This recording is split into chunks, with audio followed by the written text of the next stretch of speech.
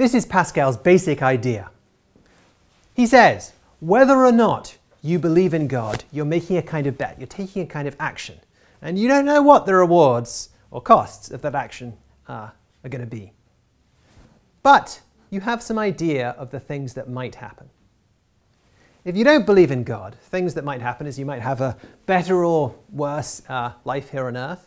You might end up, if there is a God and you don't believe in him, going to purgatory or worse, hell. All of these rewards are, in Pascal's terms, finite.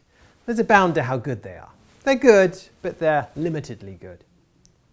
On the other hand, if you believe in God, there's at least one thing that might happen that has infinite reward. And that's that God rewards you with a life in heaven. Eternity in heaven has, in Pascal's terms, infinite reward. And so, the existence of that possibility of infinite reward, that swamps all of the finite possible rewards that might come about from not believing. So, however unlikely you think it is that God exists, the mere chance that believing in God will bring you an infinite reward, that should be enough to make it sensible to believe in God. Now, I said a bunch of things, including so, and you might wonder, well, why do those things follow? And the way that Pascal put his argument, it wasn't completely obvious why the mere possibility of what he called an infinite reward makes it sensible to believe in God.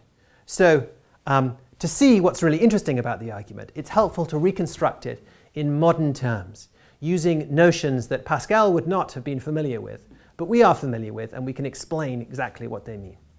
In particular, the notion of expected value.